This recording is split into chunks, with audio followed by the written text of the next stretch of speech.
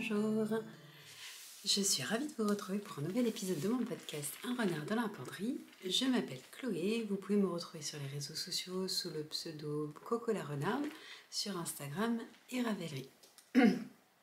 Et je vous retrouve après un petit mois finalement d'interruption. J'ai pas réussi à enregistrer plus tôt. Je vous avais partagé un petit peu des photos du festival Bigoudelaine auquel j'ai été, donc c'était je crois que c'était 12 et 13 juin, je ne sais plus, je remettrai éventuellement les infos. Premier petit festival qui se déroulait en Bretagne et j'étais très contente de pouvoir y participer parce que c'était pour moi le premier petit festival de laine auquel je participais. Sachant que jusqu'à présent, je n'ai été finalement qu'au CSF. J'avais fait la grande mercerie, mais associée au CSF, finalement, ce que j'en avais retenu, c'était plutôt le CSF, voilà, le gros truc. Et j'ai trouvé ça vraiment super. J'y suis allée avec deux tricopines, Laurie, Bulle d'automne, et puis Laura qui est Mafaldita 56, je crois, sur Instagram, hein, qui sont des copines de longue date déjà, et qui sont toutes les deux soit en Bretagne, soit lilloises, mais bretonnes d'origine. Donc on a fait le trajet ensemble, c'était vraiment très chouette. On est arrivé en fin de matinée, je pense qu'il devait être 11h ou 11h30 quand on est arrivé. Et puis je crois que nous sommes repartis vers 17h30, quelque chose comme ça. Et le lieu était vraiment très sympa, en fait c'était assez petit, mais il y avait plein de chouettes exposants que j'avais jamais vus en vrai. Et puis j'ai croisé des personnes avec qui j'échange, soit sur Ravelry, soit sur Instagram. Et puis j'ai vu aussi des personnes que je suis sur les réseaux aussi, hein. Mimi, si vous connaissez Miminite, je pense que oui. Je l'ai rencontrée en vrai et j'ai trouvé ça génial parce qu'elle est aussi pétillante dans la vraie vie que sur ces petites vidéos qu'elle danse ou qu'elle nous raconte ses tricots. C'est la même. J'ai fait pas mal d'achats dont je vous reparlerai peut-être pas en détail maintenant parce que si vous voulez voir un petit peu mon butin entre guillemets, vous allez avoir une photo de groupe sur Instagram.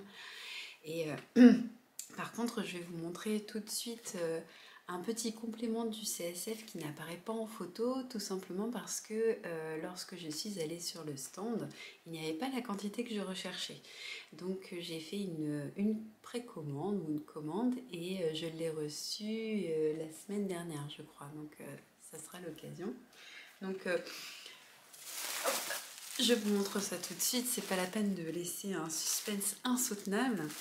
Alors, ça va faire un petit peu de bruit, mais ça me permet de vous montrer la petite étiquette. Donc il s'agit de la marque Madeleine et Philibert. C'était la première fois que je voyais les laines et c'est la première fois que j'en achète en fait parce que j'avais jamais commandé encore sur leur site internet et ça fait longtemps que je les connais. Je pense que j'avais dû découvrir la marque avec les podcasts de Alice. Je crois que c'est au pays d'Alice. Elle fait des podcasts depuis très très longtemps. Je ne sais même pas si elle n'est pas déjà à plus de 100 et quelques épisodes de podcast. Là que je la suis depuis très longtemps parce qu'elle fait à la fois de la couture et du tricot. Donc elle a toujours des belles associations de tricot et de couture à montrer. Donc voilà, si jamais vous ne connaissez pas, je vous remettrai le nom dans la barre de description parce que je ne me souviens plus exactement du nom de son podcast. Je crois que c'est au pays d'Alice, mais je ne suis pas tout à fait certaine. Donc j'ai choisi ce très joli coloris qui s'appelle donc Arcachon. Hop. Voilà. Arcachon, donc c'est 72% kin mohair et 28% soie, donc c'est du mohair soie. Et en fait, ce que je trouve assez chouette chez Madeleine et Philibert, c'est que elle choisit une couleur qu'elle associe à un pays. Donc par exemple pour le bleu, c'est la France. Et donc en fait, toutes ces nuances de bleu vont avoir des noms de lieux français. Et par exemple, tous les tons dans les roses, c'est l'Angleterre ou le Royaume-Uni, je ne sais plus. Et donc voilà, j'ai eu un coup de cœur pour ce coloris. En fait, c'est un coloris enfin une couleur que j'utilise pas mal enfin que j'aime utiliser plutôt dans mes projets couture pour les cousettes estivales. Et en fait, je n'ai pas de gilet ou de pull dans ces coloris-là. Et en fait, je trouve que ça va très très bien avec le jaune, le rose, enfin le jaune moutarde que je porte beaucoup, le rose, un vieux rose ou rose, on va dire pâle. Et puis, ça va aussi très bien avec tout ce qui est un petit peu caramel, bon, avec le noir évidemment. Donc en fait, j'avais très envie de me faire un gilet dans ces couleurs-là. Et je vous en reparlerai probablement plus tard parce que j'ai pris la quantité pour faire un gilet parodia de Nal. Et, euh, voilà, je vais pas le monter tout de suite, mais je voulais vous montrer ça parce que j'étais vraiment très très contente d'avoir trouvé ce coloris. Et en plus, il va vraiment avec. J'ai mis les échos à côté pour être sûre, mais ça va vraiment bien avec ce que j'ai déjà dans ma garde-robe qui est dans ces coloris-là. Donc ça ira très bien avec les coloris que j'imaginais. Donc on en reparle plus tard quand j'aurai mis ça sur mes aiguilles. Voilà, donc pour le festival Bigoudland, je pense que je vous aurais mis avant de commencer cet épisode, ce que j'ai tourné, ce que j'ai filmé, on ne parle pas de tournage non plus à ce stade-là. Mes modestes compétences de vidéaste s'arrêtent au film, hein, on est bien d'accord. Donc je vous mettrai probablement ça en préambule parce que je trouvais ça sympa de vous faire partager un petit peu l'ambiance et puis bah, la variété finalement des stands qu'il y avait. Donc j'ai acheté plusieurs écheveaux. Pour chaque qui est un peu importante, il y a un modèle de pull ou de gilet qui est prévu. Alors j'ai pris plusieurs écheveaux de fingering nylon pour faire des chaussettes. Donc il y a des petits cadeaux de Noël, on va dire, qui seront faits là-dedans. J'ai pris aussi un peu des écheveaux que je vais associer pour des châles. Donc là, j'ai déjà une association. Ça me fait penser qu'il faudra que j'aille la chercher pour la partie où je vous montrerai mes encours. Et puis sinon, voilà, j'ai pas acheté de choses, on va dire, complètement sur un coup de tête. Voilà, à chaque fois, j'ai réfléchi à ce que je pouvais faire avec. Mais je vous en reparlerai au moment où je les tricoterai parce que entre ce que j'achète et puis ce que je tricote, quelquefois il y a un temps assez long. Comme dit ma copine Fanny, acheter de la laine et tricoter de la laine sont deux loisirs totalement différents. Et je la rejoins complètement là-dessus parce que le nombre de fois où on achète finalement des choses et qu'on ne tricote pas avant 2-3 ans, ça explique les stages qui ne désemplissent pas. Pour notre programme d'aujourd'hui, donc il va y avoir de la couture, c'est le retour de la couture, et du tricot forcément. Et alors le vlog sur ma tenue du mariage est toujours en cours. En fait, j'apprends de mes erreurs. Hein. J'ai filmé en fait beaucoup de passages, mais ce qui m'oblige à beaucoup couper, monter. J'avais pas forcément filmé du meilleur angle, enfin sous le meilleur angle. Donc malheureusement, je passe beaucoup de temps à trier un peu ce qui est intéressant dans les vidéos, parce que le but c'est que vous ayez un aperçu un peu des étapes, mais que vous puissiez voir l'avancée et que ça soit quand même intéressant. Donc je pense que je vais aussi faire une petite partie un peu podcast dans ce vlog pour expliquer un peu la démarche, parce que finalement je suis pas sûre qu'avec tout ce que j'ai filmé ça soit suffisamment parlant, donc on va voir. Je me suis aussi rendu compte que lorsque je filme avec la lumière un peu, voilà, qui n'est pas idéale dans cette pièce, sachant qu'aujourd'hui on a un temps enfin, très couvert, j'ai été obligée d'allumer la lumière, donc ça fait un peu du jaune par là, un peu du blanc par là. Je me suis rendu compte que ça faisait des reflets dans mes lunettes, ce qui n'était pas forcément très agréable peut-être pour vous. N'hésitez pas à me le dire. Dans tous les cas, je ne tourne pas à l'aveugle non plus parce qu'en fait ce sont des lunettes de confort clairement. Donc j'ai pris l'habitude de les porter en permanence, mais je vois ce que je fais. Mais en tout cas, vous me direz si c'est plus agréable pour vous ou pas. Enfin, si ça change quelque chose ou pas, vous me direz parce que voilà, l'idée aussi c'est que vous puissiez passer un moment agréable. Alors, je vais commencer par vous montrer la couture parce que finalement ça fait longtemps que je vous en ai pas montré et on va pouvoir profiter un peu du retour de Georgie qui m'accompagne aujourd'hui. Voilà. Alors je vais monter peut-être un tout petit peu la caméra pour que vous puissiez voir Georgie en vrai. Enfin en vrai, en entier. À peu près en entier. Voilà. Hop.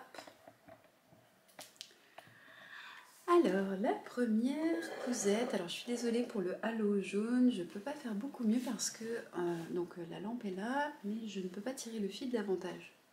Donc j'espère que ça ne sera pas trop moche. Donc, première info, vous voyez que cette robe est totalement froissée, c'est normal, elle était censée partir au sale parce que je l'ai portée et Azilis m'a mis de la tomate dessus. Donc elle était destinée à partir au lavage et puis en fait je me suis rendu compte que ce serait quand même bien que je puisse vous la montrer aujourd'hui parce que elle est tout à fait de circonstance. Alors donc froissée mais on s'en fiche, hein, on va pas épiloguer là-dessus. Il s'agit de la robe Myosotis de la marque Direndo. Donc c'est une robe que j'ai déjà cousue, ce qui fait que pour cette fois ça a été une couture rapide parce que ça a été un projet couture rapide puisqu'en fait le patron était déjà décalqué, il est déjà à ma taille, je n'avais qu'à repasser mon tissu et découper les pièces et assembler. Donc ça a été une couture assez rapide parce qu'il n'y a pas beaucoup de pièces. Je l'avais déjà faite il y a en 2018 en fait, c'était la robe que j'ai pas mal portée à la fin de ma grossesse quand j'attendais Zachary et donc je savais que je la porterais beaucoup. Donc c'est une robe chemise avec un petit col Mao que vous voyez peut-être pas très bien, ça va pas être facile. Alors attendez. Voilà, je vais essayer de faire comme ça. Donc je vais me lever. Donc il y a un petit col Mao, 3 petits boutons pour fermer le décolleté. Il y a des pinces poitrine dessous et sur le côté. Le dos est en une seule pièce avec des pinces qui resserrent un petit peu sur la taille. C'est une forme loose. Et puis ensuite, on a 2 pans foncés pour faire le devant et le dos de la jupe. Et des petites poches. Parce que les robes avec les poches, c'est quand même vachement mieux. Donc pour cette robe, pas de difficulté particulière. Hop, je vous remets. Je me remets à hauteur. Voilà. Donc pour cette robe, pas de difficulté particulière. En fait, c'est vraiment un assemblage très facile. J'ai tout surjeté, donc on peut le voir ici. Voilà, j'ai surjeté toutes mes pièces. Là, c'est carrément surjeté j'ai surjeté les 2 marches de couture après l'assemblage. Et après, donc, là, on peut voir la couture en dessous que j'ai surpiquée pour bien avoir la couture qui remonte à l'intérieur pour que ça soit bien propre. Je pense que c'est une robe qui est accessible pour les débutants motivés parce que en gros la partie on va dire un peu technique ça va être la pose du col, sachant qu'en fait pour poser un col Mao, c'est un petit peu comme l'étape d'un pied de colle. Si on a déjà, voilà, si on a déjà cousu une chemise, il n'y a vraiment aucune difficulté. Pour les manches, la seule chose que j'ai faite, parce que ça fait 2 fois que je fais le modèle, c'est au lieu de faire un fil de fronce pour réduire l'embu, en fait moi je fais un petit pli creux parce que je trouve ça mignon. Je sais pas, là je vais pas pouvoir vous montrer parce que je vais pas m'amuser à monter et descendre la caméra, vous allez finir par avoir le mal de mer. Mais je vous montrerai ça, en gros plan si vraiment ça vous intéresse. Mais en gros, j'assemble en partant du bas de la manche et en fait, dès que j'arrive à peu près au milieu, ce que je fais, c'est que je fais le pli creux, je sécurise et puis après je fais ma couture. Donc vraiment rien de compliqué. Et puis, donc, ah oui, je vais vous parler du tissu quand même, parce que ça, c'est le truc un peu important sur cette robe, hein, parce que finalement, le patron lui-même n'est pas trop, enfin, vraiment pas compliqué. Les étapes sont faciles à suivre. Si vous connaissez déjà Direndo, en fait, comment dire, vous avez à la fois des petits schémas explicatifs et quelques lignes d'explication. C'est jamais trop verbeux, donc finalement, on est vraiment sur les informations essentielles.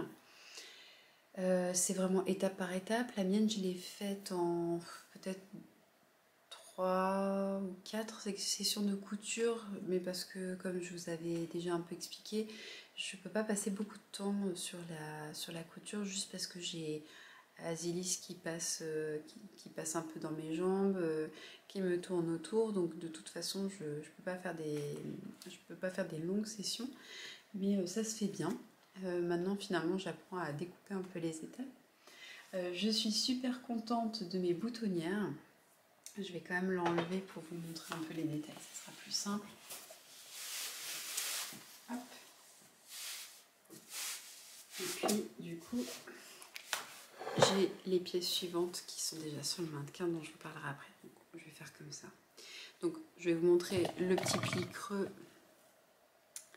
voilà, dont je vous parlais tout à l'heure. En fait, c'est vraiment, voilà, c'est pas grand chose, mais je trouve que ça donne un petit truc un peu mignon. Je suis assez contente de mes boutonnières, donc je les ai faites avec ma machine de compète, sachant que pour moi les boutonnières c'était toujours un peu l'étape difficile, surtout quand j'avais un tissu un peu fragile à coudre, parce que j'avais peur que le tissu soit pris sous le pied, dans le mécanisme sous le pied, donc j'avais vraiment peur que ça déchire mon tissu. Et en fait, la machine que j'ai maintenant depuis quelques années me permet de faire des boutonnières automatiques. Et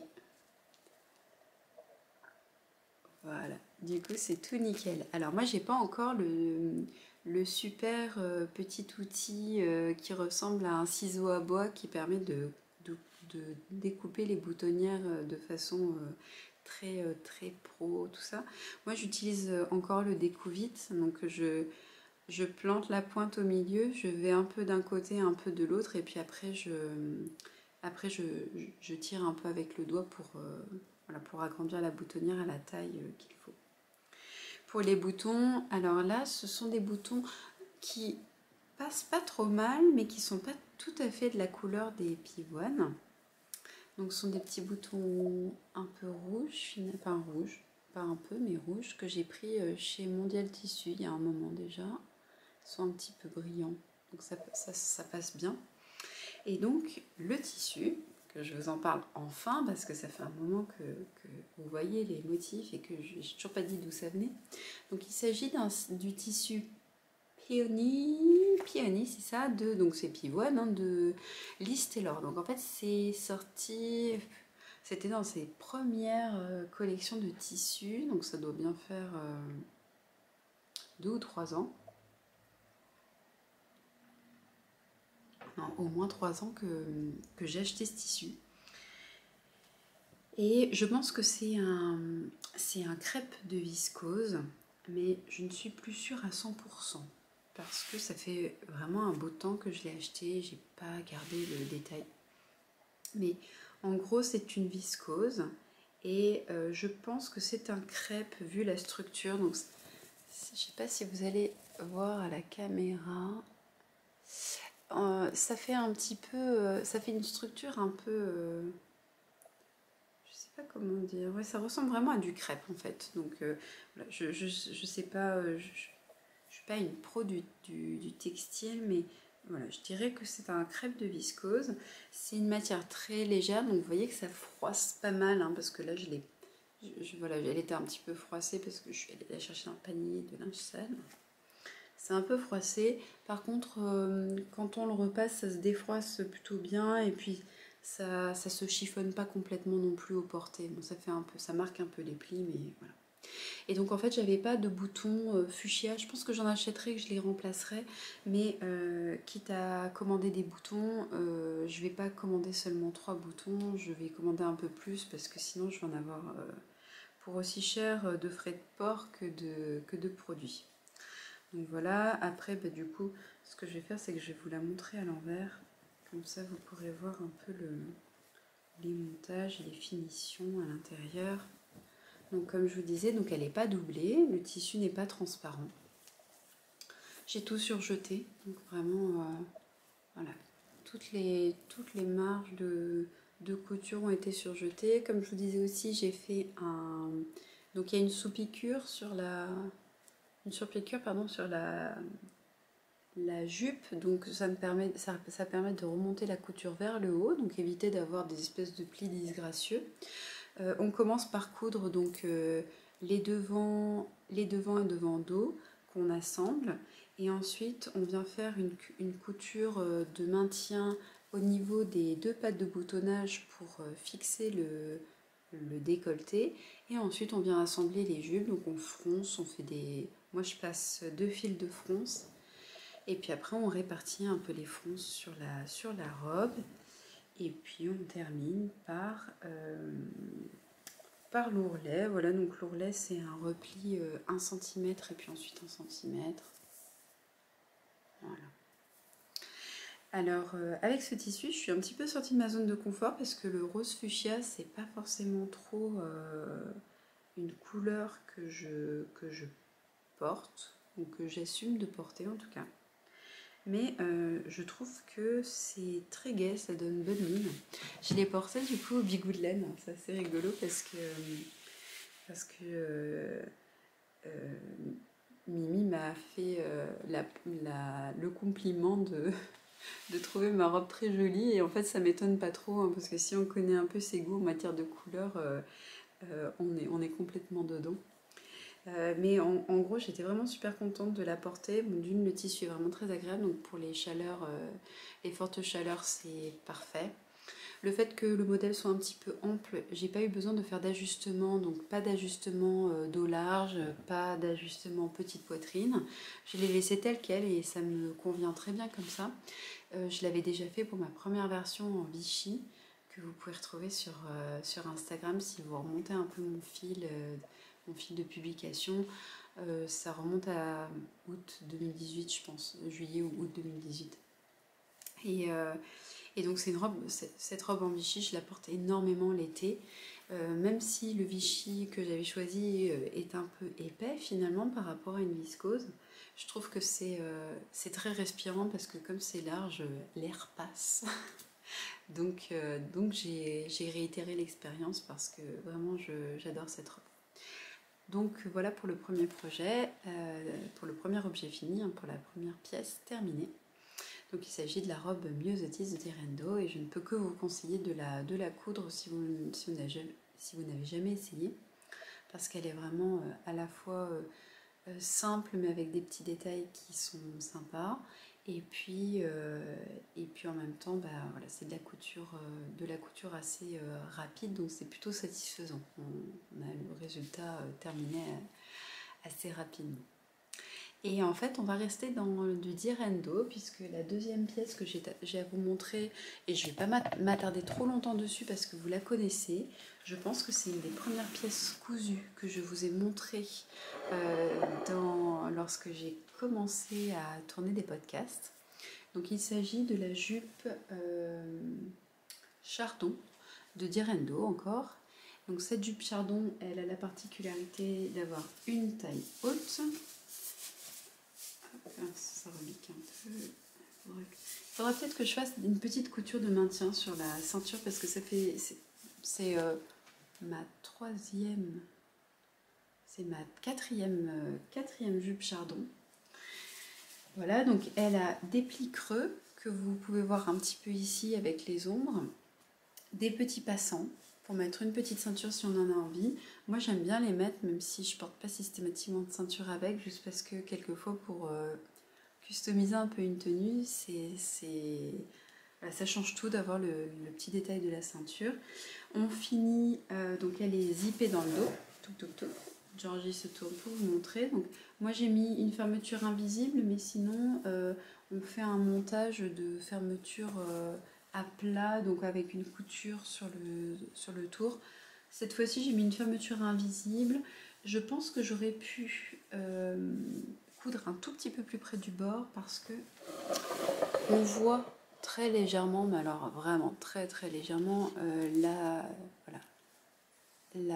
ligne de la fermeture éclair, mais franchement ça ne me perturbe pas outre mesure parce que comme vous avez pu le constater, ce tissu est un peu chargé. Alors c'est un coton, voilà, c'est vraiment du coton, donc c'est un peu lourd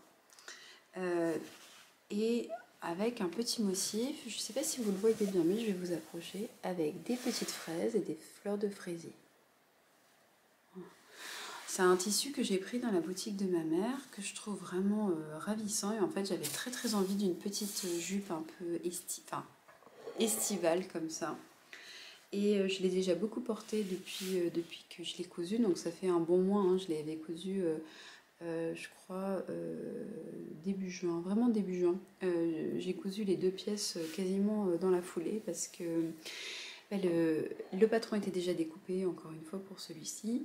Ce qui fait que je n'avais que le découpage du tissu et l'assemblage à faire, sans ajustement aucun, puisque le patron était déjà à ma taille.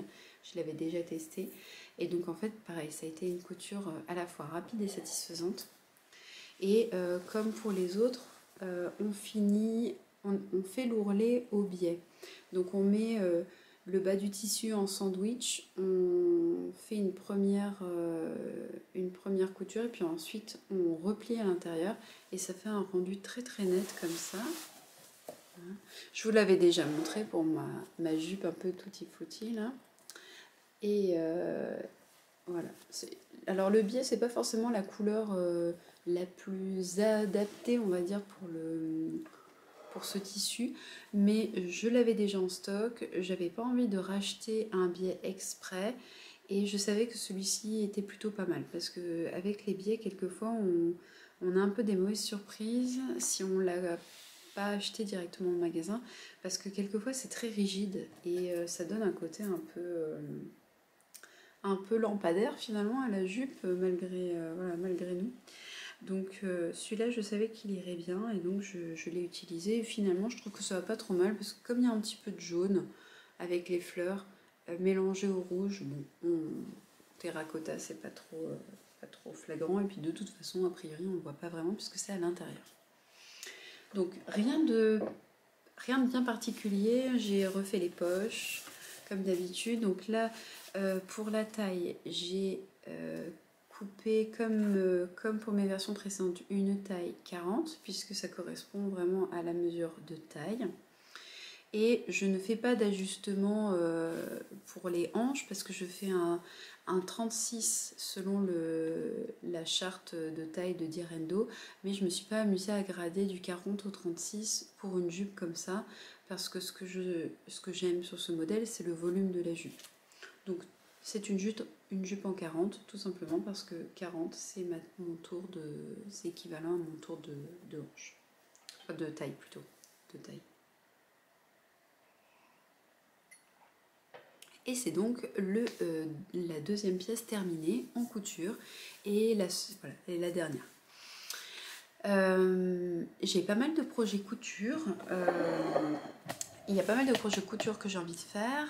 Je pense que là, il me reste une semaine avant d'être en congé, et je pense que je vais mettre à profit cette dernière semaine pour essayer de découper les pièces des différents patrons que je souhaiterais faire pour les emmener avec moi en Bretagne, puisque je vais passer l'été en Bretagne, et j'ai une machine à coudre sur place, et je voudrais essayer de préparer toutes mes pièces avant de partir, si possible même les surjeter si je peux, comme ça en fait je n'aurai que la partie assemblage à faire et j'aurai un peu plus de temps en plus. Donc là j'aimerais vraiment pouvoir faire ça, ce qui fait que j'ai déjà décalqué plusieurs patrons que je n'ai pas encore voilà, que j'ai pas encore reporté sur le tissu et que j'ai pas forcément testé. Donc ça va être des toiles aussi.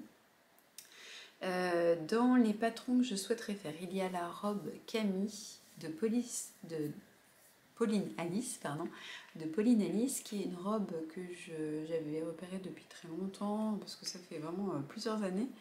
C'était encore à l'époque où je lisais beaucoup de blogs couture, parce qu'il y avait des blogs couture qui publiaient régulièrement. Et donc là, j'avais très envie de m'en faire une parce que j'aime beaucoup le style des robes chemises. C'est un petit côté rétro qui va bien dans mon style vestimentaire et dans ma garde-robe. J'aimerais aussi me faire une ou deux petites blouses.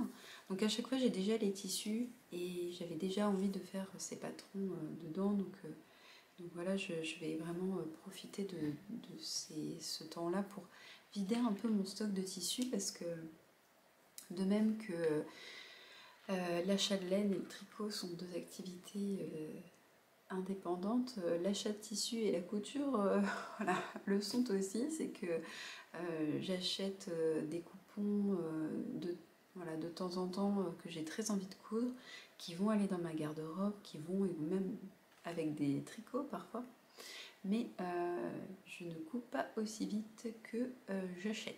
Donc en fait là j'ai pas mal de tissus qui sont en attente, et donc là j'aimerais vraiment pouvoir les utiliser, les transformer en vêtements, parce que quitte à ce que ça prenne de la place, au lieu de prendre de la place pliée sur une étagère en grand drap, je préfère que ça soit plié sur une étagère, mais de vêtements que je puisse sortir et porter de temps en temps.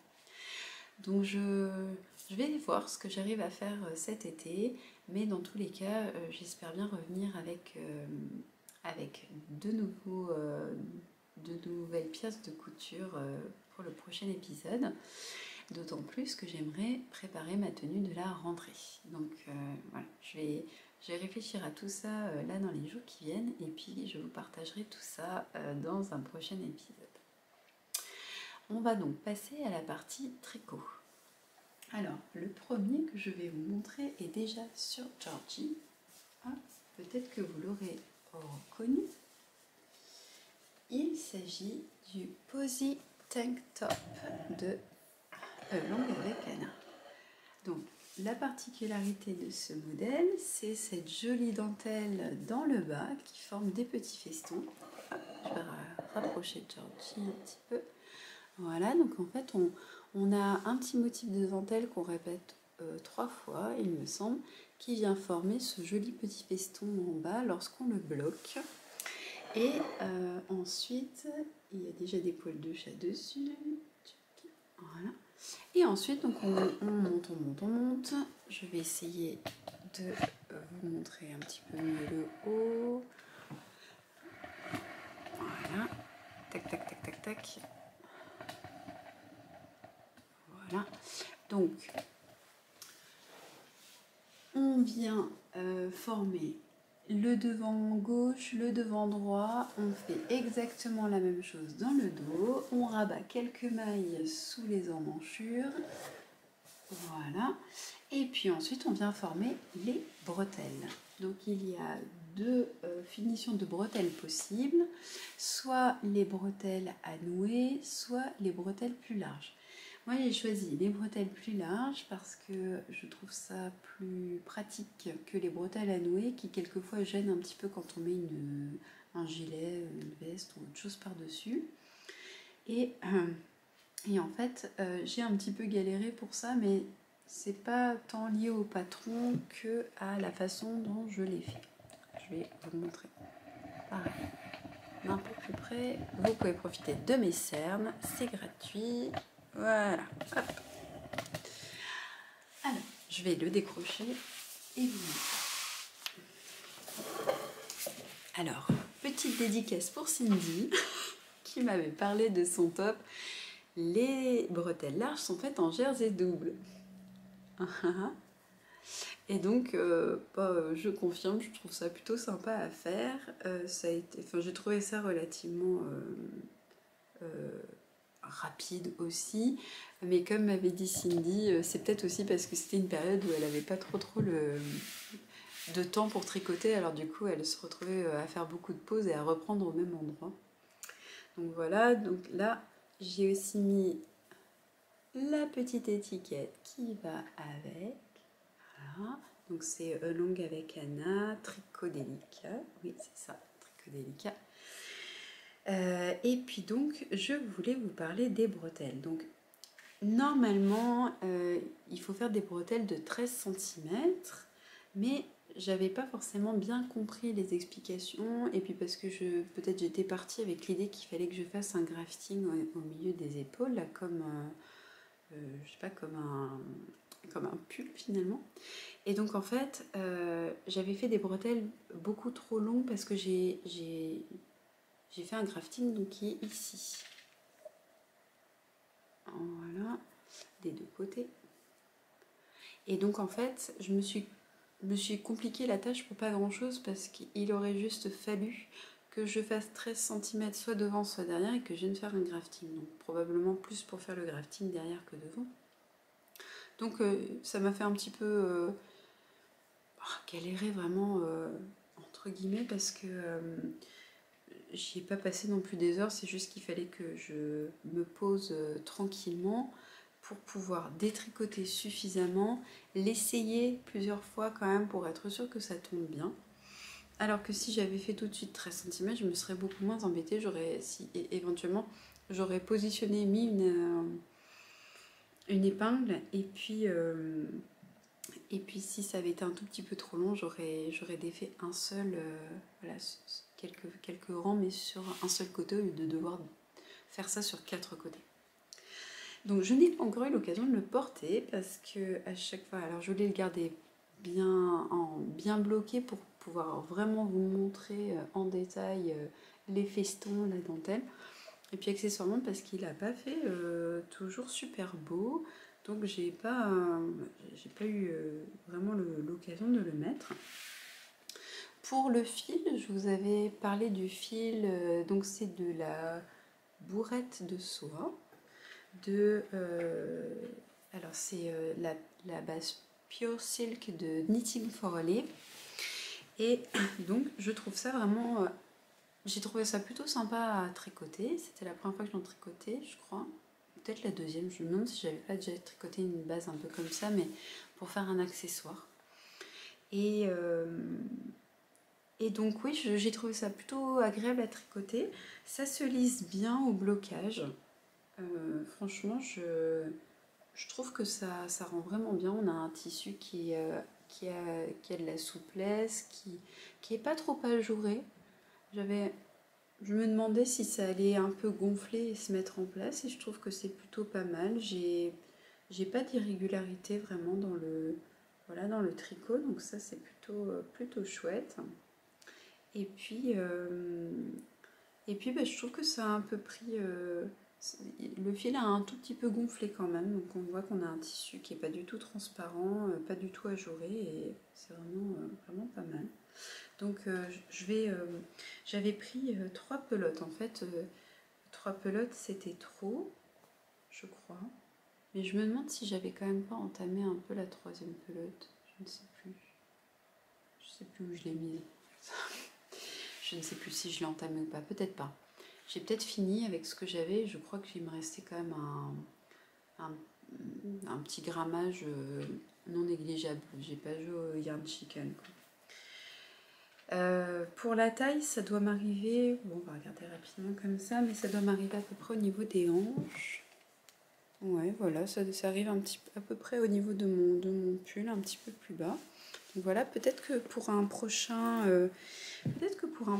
si j'en refais un comme ça, c'est peut-être de rallonger un tout petit peu pour pouvoir jouer sur ah, pouf, pouf, pouf. sur les superpositions.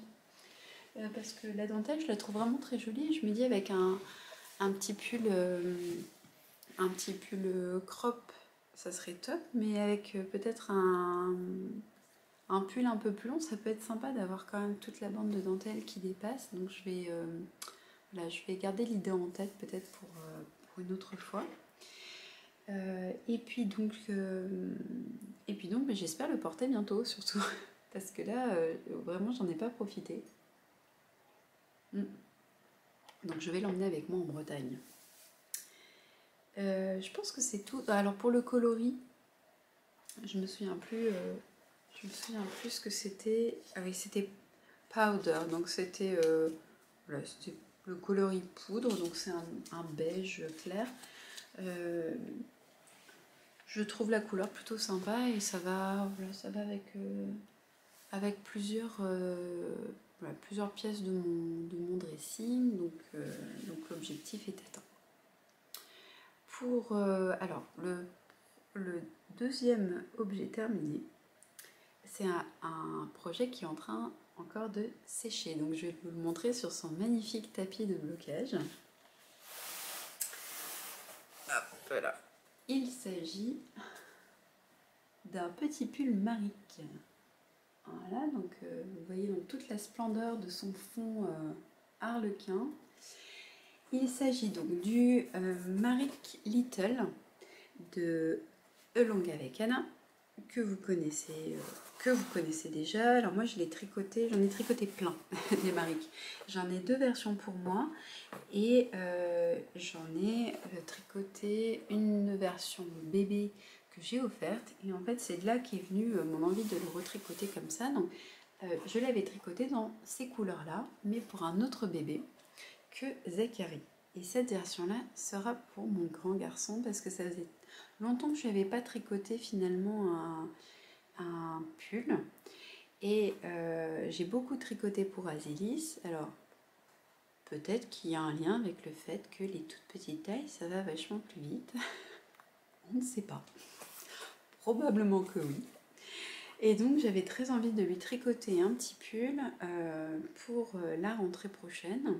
Parce que là, il fait peut-être un peu trop chaud maintenant pour mettre un pull en mérino. Quoique, je le mettrai probablement dans la valise pour cet été parce qu'en Bretagne, on n'est jamais à l'abri d'avoir 30 degrés et puis quelques jours plus tard, à peine 20 degrés. Donc finalement, un petit pull, c'est toujours utile. Et j'en ai profité parce que ce petit pull Maric, en fait, c'est un test pour Anna qui va proposer une nouvelle option pour le tricoter, puisque la première version, je vais le poser parce que du coup j'ai peur que ça se casse la figure. Donc en fait, le Maric normalement se monte en bottom-up, c'est-à-dire qu'on le construit en commençant par les manches, le corps. On vient assembler les manches et le corps et ensuite on fait les diminutions pour former le yoke, donc jusqu'à l'encolure. Et en fait, là, elle a travaillé sur une nouvelle version qui existe pour la version adulte. C'est-à-dire qu'on a deux options dans la version adulte. On peut soit le tricoter en top-down, soit en bottom-up, c'est-à-dire qu'on peut le monter soit en commençant par le bas, soit en commençant par le haut. Et donc là, je l'ai testé avec la version top-down, qui est nouvelle, parce que pour le modèle enfant, il n'y avait que la version bottom-up. Et pour le test, Anna a proposé d'utiliser donc ses laines et j'avais pas encore eu l'occasion de lui en commander.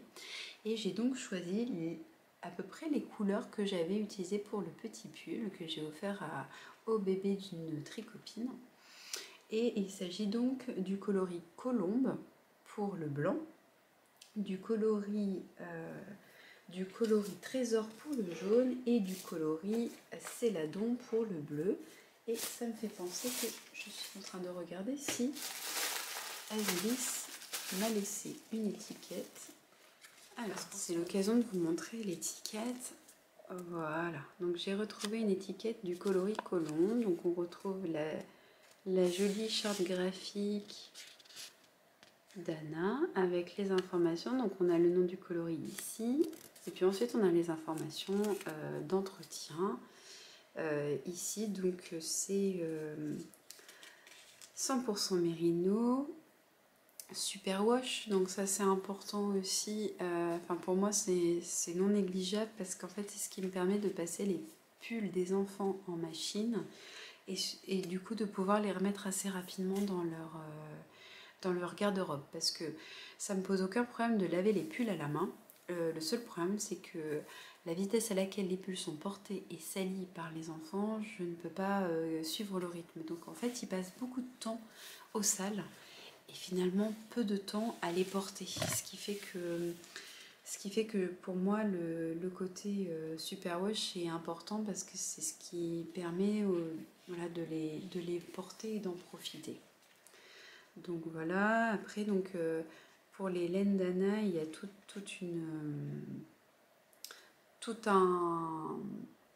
une réflexion autour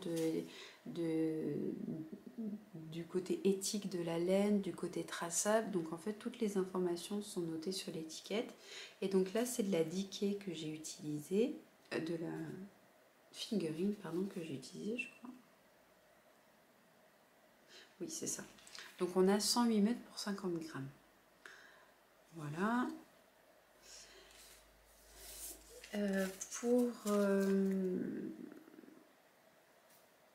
On va dire pour vous montrer un petit peu le détail des couleurs. Donc c'est le trésor, c'est un jaune assez soutenu, légèrement ocre, voilà. Et puis le céladon, c'est vraiment un bleu gris, très très doux. Donc je trouve que ce combo de couleurs est vraiment magnifique. Je l'avais en tête vraiment depuis le premier tricot que j'avais fait pour ce petit garçon.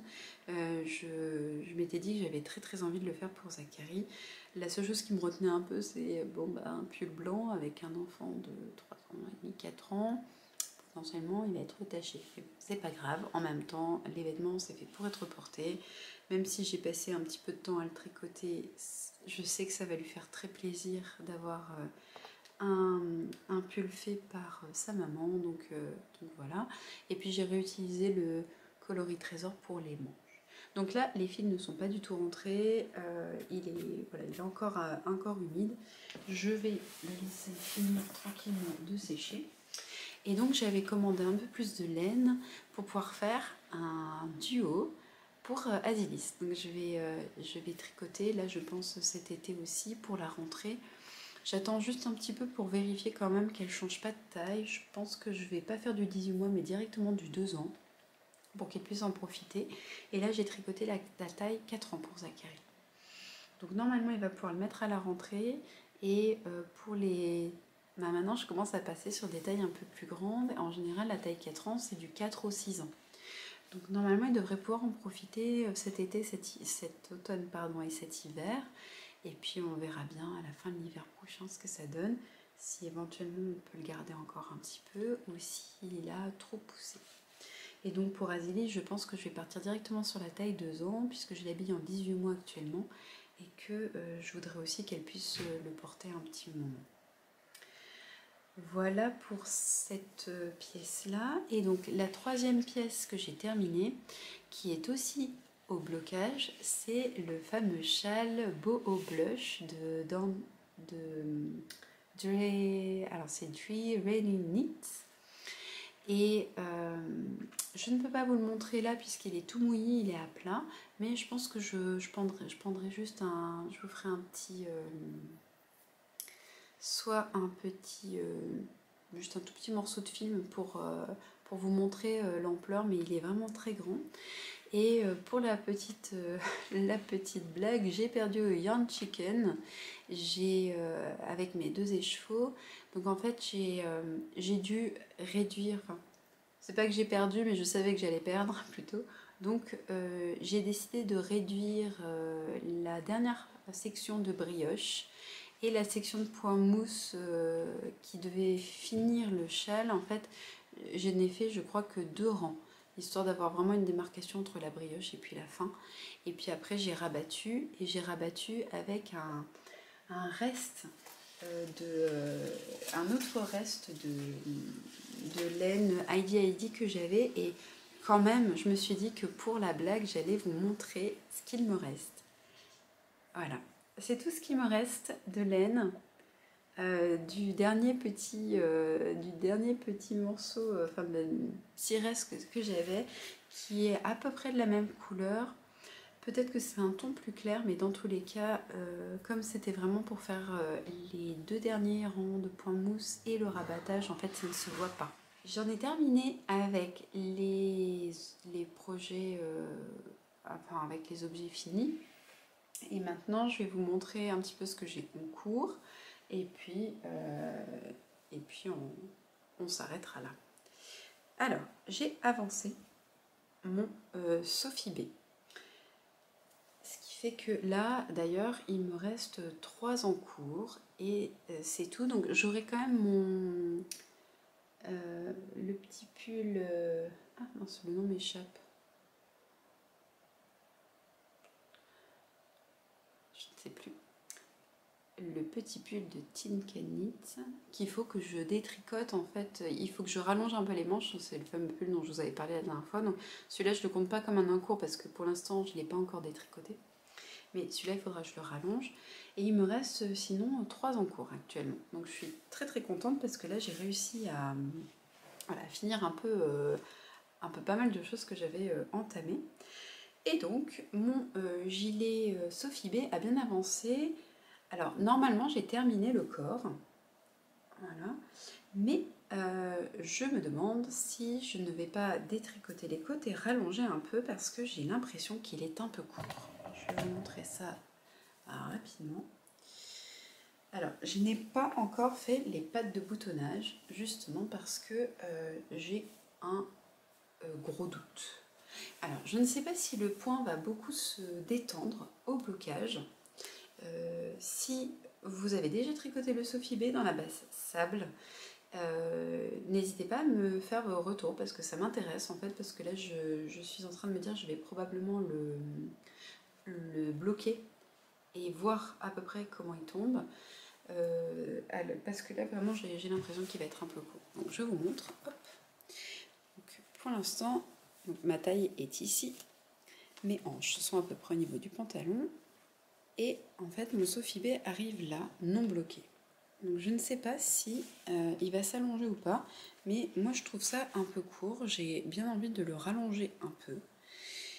Et l'autre chose, ce sont ces fameuses manches. Donc je vous avais dit que j'avais l'impression que les manches étaient un peu courtes. Donc pareil, il n'est pas bloqué. Mais voilà, elles arrivent là. Et bien pareil, je ne sais pas, j'hésite à détricoter ou à laisser comme ça. En fait, c'est pas tellement dans mes habitudes de garder des manches aussi hautes parce qu'en fait, j'aime pas trop que ça arrive au ras là. Soit j'aime bien que ça arrive juste après l'os, soit vraiment que ça soit des manches plus courtes. Je ne sais pas. Voilà, en même temps, peut-être que ça peut changer un peu, mais comme l'idée c'est d'avoir ce gilet un peu à mettre par-dessus autre chose, je me dis que je vais quand même probablement le détricoter parce que là j'ai juste les quelques petits rangs de côte à défaire et puis voilà. Donc n'hésitez pas à me dire ce que vous en pensez parce que là je pense que je vais monter les mailles pour faire le col ici. Je vais pas encore faire les pattes de boutonnage, je vais attendre de voir vraiment si je détricote ou pas les manches et le bas. Mais ça m'intéresse de savoir ce que vous en pensez parce que là j'aimerais vraiment le finir prochainement. Je pense vraiment que je vais rallonger le bas de toute façon parce que là je le trouve vraiment très court et puis par rapport au dessin technique j'avais l'impression que globalement le corps devait être aussi long que les manches et là voilà, si on prend vraiment que le côté il me resterait encore je sais pas disons au moins 5 cm avant d'avoir à peu près la taille des manches donc je pense que je vais faire ça ce soir quand même parce que j'ai voilà, je trouve vraiment court, ça peut être un peu, ça peut être sympa, mais c'est vrai que c'était pas trop ce que j'y mets. Enfin, c'est pas comme ça que je le voyais. Donc voilà, mais il avance bien, ça veut dire qu'en fait là, il me reste simplement les pattes de boutonnage et le col et il serait terminé. Même si je rallonge un petit peu le corps, globalement, j'arrive à la fin. Ensuite, donc j'étais en déplacement pro en début de semaine. Et je voulais emmener avec moi un projet qui soit pas trop encombrant. Je voulais pas du tout emmener le Sophie B parce que il est très léger, mais en fait il prend quand même pas mal de place. Je voulais pas emmener mon beau blush parce que j'étais en train de rabattre les mailles et que j'avais pas du tout envie de prendre ce projet aussi encombrant pour que ça dure. Je sais pas, il m'a fallu quoi, une demi-heure pour finir de rabattre les mailles ou une heure, je sais plus. Parce que je faisais autre chose et du coup voilà, j'avais pas envie de me charger donc j'ai commencé à regarder dans les petits projets que j'avais et il y avait ces petites chaussettes Holly de la box du fil à retordre, donc je vous avais déjà montré et je pense que là vous allez découvrir la dernière box, donc j'ai résisté à ne pas monter ces chaussettes là pour monter d'abord utiliser d'abord un écheau qui était plus ancien, voilà, parce que celui-ci je l'ai reçu l'année dernière, ou peut-être même l'année d'avant, parce que je crois que c'était une box de Noël. Donc je me demande si c'était pas le Noël 2020, le Noël 2020, enfin la box de décembre 2020. Donc ce sont des petites soquettes. Et dans la box, on avait donc le patron et on avait aussi un écheveau une louve dans les bois. Et il s'agissait, il me semble, du coloris écume. Donc c'est une laine qui est nuancée. Voilà, il y a des petits speckles de rouge, de vert, de jaune, de bleu, plus ou moins soutenus, plus ou moins foncés. Voilà, que vous voyez bien. Et donc j'ai monté ces petites chaussettes, voilà, qui en sont là.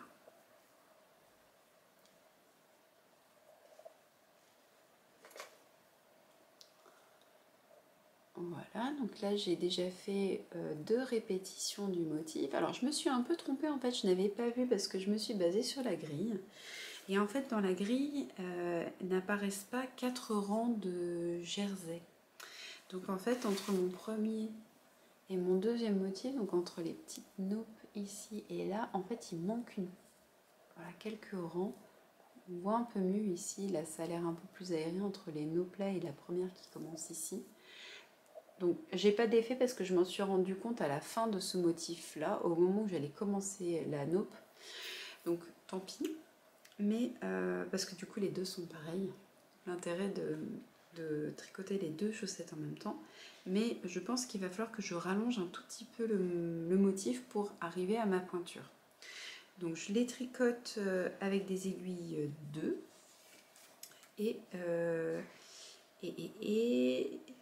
j'ai monté l'équivalent de 60 mailles pour la taille M. Et donc on commence par faire un montage en Turkish Caston, je crois. Je sais plus comment. Oui, je crois que c'est ça. Il me semble que c'est le Turkish Caston. Oui, c'est ça, le montage à la turque. Donc en fait, on monte 12 mailles. Et puis, enfin, l'équivalent de 24 mailles, mais 12 mailles sur une aiguille et 12 mailles sur l'autre. Et puis ensuite, on augmente ici pour former la pointe. Et puis ensuite, on commence à faire le motif. Donc là, j'ai commencé dimanche. Et j'ai tricoté un tout petit peu dans le train. Enfin, un petit peu dans le train. Ça monte tranquillement. Je pense que je vais les avancer... quand j'aurai bien avancé mon Sophie B. Et puis je devrais finir ça tranquillement dans les prochaines semaines, parce que comme ce sont des sockets, en fait, ça va assez vite. Et en mono-projet, finalement, les sockets, c'est vraiment quelque chose qui peut être fini très très rapidement. Le dernier petit projet qui est sur mes aiguilles, donc c'est toujours mon tube à chaussettes. Je vous avais montré, je l'avais à peine commencé, je l'ai un peu allongé, voilà. Mais en gros, ça, je le fais vraiment au fur et à mesure, quand de temps en temps, quand j'ai un petit peu de temps devant moi, c'est pas du tout pressé. Je pense que je le finirai cet été, pareil. Et donc, pour on va dire les projets à venir, sachant que je vous parle rarement des projets à venir parce que finalement ça peut être à venir dans un avenir assez lointain, mine de rien. Donc je préfère pas trop en parler avant de l'avoir fait parce que ça peut être un peu décevant de ne pas voir venir le projet au fil des épisodes et puis d'en attendre un certain nombre avant que ça apparaisse. Donc je vais pas m'avancer sur chaque patron, mais en fait pour cet été j'ai décidé d'emmener un ou deux petits projets comme ça, notamment de la box du fil à retordre, parce que ce sont des projets que je tricote pas au fur et à mesure et c'est un peu dommage. Et puis je vais aussi détricoter un pull, je vous en reparlerai, je pense que je vais filmer un petit peu quand je vais le détricoter. Donc c'était un pull que j'avais tricoté pour Arnaud et qui s'est révélé être un échec cuisant. Et j'ai pas envie de rester sur cet échec, ça fait déjà 2 ans qu'il faut que je me motive à le détricoter puisqu'il n'a pas pu le porter. Donc là je vais m'y attaquer cet été. Je vais m'arrêter là, mais je vous souhaite une belle journée, une belle soirée ou une bonne semaine. Profitez bien de vos vacances. N'hésitez pas à me laisser un petit message comme d'habitude parce que j'aime beaucoup vous lire et j'aime beaucoup échanger avec vous. Et en attendant le prochain épisode, prenez bien soin de vous.